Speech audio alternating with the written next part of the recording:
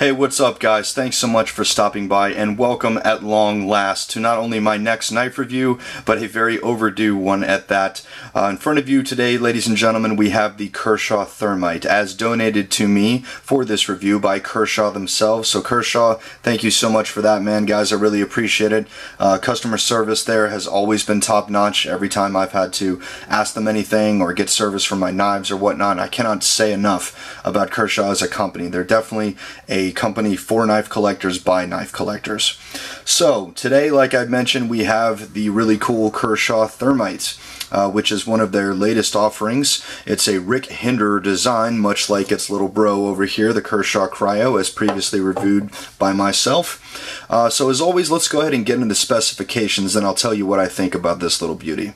Close length comes in at 4.9 inches. Blade length, 3.5 inches. Overall length, 8.4 inches. Weight, 4.9 ounces. Blade steel, HCR 13 MOV with a stone wash finish. The handle is actually a dual system with a 410 steel back and a machine G10 front. This is a frame lock, ladies and gentlemen, with actually a lock bar stabilizer right there, which makes the engagement and disengagement of the frame lock very seamless. Much more akin to a liner lock, I would say, or maybe a really super high-end frame lock. But this is definitely very, very easy to open and close, as you see right in front of you. I'm not really putting any effort into this. It's just flicking open and flicking shut. This knife is manufactured in China, guys, just as an FYI. HCR 13 MOV is a proprietary Chinese steel. But as far as the quality control is concerned, I've never really had an issue with a Chinese-made Kershaw. Much like the Kershaw Cryo, the half-ton, and probably a couple dozen other knives that they make inside their Asian facilities. I really have never seen a real serious quality control issue with any of their knives that I have owned. So if that is a concern, please do not be concerned. The deployment on this guy, you've actually got a couple of options here. You've got the flipper, which by the way features Kershaw's proprietary speed safe technology. I'm a big fan of that on many of their knives. And you've actually also got thumb studs, which in my opinion, ladies and gentlemen, is a little bit too difficult for me to get open with my thumb. Just me personally, but I mean, you can get it open if you put some real effort into it, but it just doesn't seem to be as seamless and fluid as the flipper does. And the thumb studs, just as an FYI, guys, it is not acting, for my camera will focus here, it is not acting as a blade stop. As you can see, it's not touching the frame there. So that's just an auxiliary option for you there. Personally, I think it would have been just fine with just the flipper. I've said it many times that Kershaw does flippers pretty much better than anybody, in my opinion, at least all the ones that I've handled. Couple that with the speed safe technology and Rick Hinder design, and you've got the makings for a real winner. So I have carried this knife pretty extensively, guys, over the last few months that Kershaw had donated it to me. And my thoughts on it so far, first of all, it's a little bit bigger than I normally go as far as the size of EDC knife that I particularly feel, not feel comfortable with, but just feel suits me. I don't exactly have extremely large hands. I wear a large in gloves, but I'd say I just have average size hands for an adult male. So I don't need a huge, my hands don't feel too big for a knife that's a little bit smaller than this. At the same time, while this is a bigger knife by, I think, just about anybody's estimation, it does not feel bulky or encumbering or just overly large. It definitely seems to feel, as a rule, a little bit lighter and a little bit smaller than it actually is, given that it's nearly a 5-ounce knife, which is definitely on the heavier side compared to what I normally carry, which is usually right around 3 ounces or so. This definitely didn't bother me as much as I thought it would, because when I first took it out of the box, I was actually a bit amazed because it's a lot larger than I thought it would be. As previously reviewed by me with the Kershaw Cryo, I figured this would just be like one scale up from the Cryo, but I'd say it's more like 1.5 or 2 scales up from the Cryo. It's definitely a considerably larger knife for you guys out there who like that kind of thing, who may need a larger blade in an EDC capacity. The lockup on this guy, nice and tight, very little side to side, if any. No up and down at all. Frame lock, let's see how we're doing there. That's right about dead nut center right there for a nice solid lockup.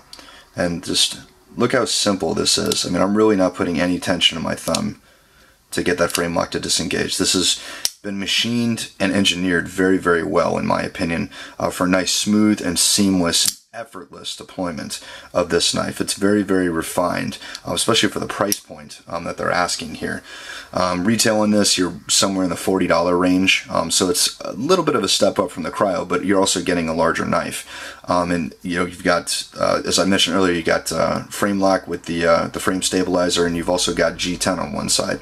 And I've got to say, I honestly prefer that to the all smooth Kershaw Cryo. I understand that they do make a G10 version of this, and I will be looking into that. I'm a big fan of G10 if it's done correctly, but I've always kind of had a soft spot for the 50-50 design, you know, where you've got a G10 scale on one side or something like that, and you've got the all steel on the other side. Pocket clip on this guy, Kershaw, man, they just continue to do it right with these. So I'd praise them for their design on the Cryo. They seem to have kept that vibe going and continue that with a lot of their new knives. You've got the ribboned or bowed pocket clip for nice, low, deep, comfortable carry. And much like its little bro, the Cryo, you've got quad carry on this. So up, down, left, right, they've got every type of knife carrier covered on this one. It also features a pretty generous lanyard hole on the back there. You don't often see one that's almost like an oval rectangle like that, but you should have absolutely no problem getting 550 through there if you just wanted to attach a lanyard or whatnot. That should be no problem. Let's jump into some size comparisons here. I will bring in the little bro here, also a Rick Hinder design, Kershaw Cryo 2.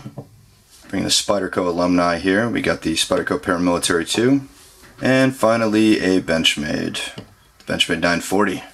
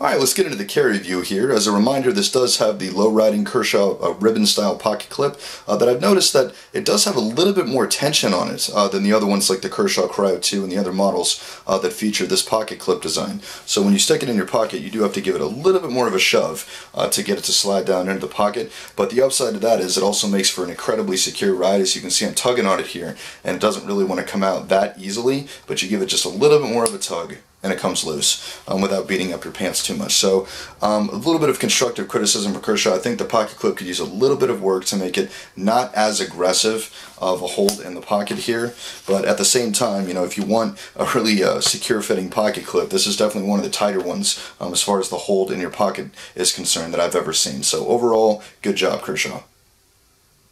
Alright, let's do a little cutting demonstration here. We're working with the factory edge. I have not resharpened this. It's roughly about 3 months worth of everyday carry use, so we'll see how it holds up.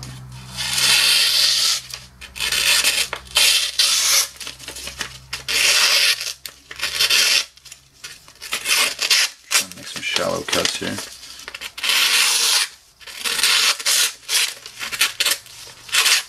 Try the tip. Does need a little bit of touching up, but again, it has been used. But for ATR 13 MOV, which does not exactly hold as keen of an edge as something like S30V, this is actually pretty impressive for 3 months worth of use. So good job on that one, Kershaw. Bottom line on the Kershaw Thermite, this is really the logical and best step that Kershaw could have taken in working with Rick Hinder after releasing the Cryo 2. They just took that same quality, utilitarian Rick Hinder approach to knives and took it one step further.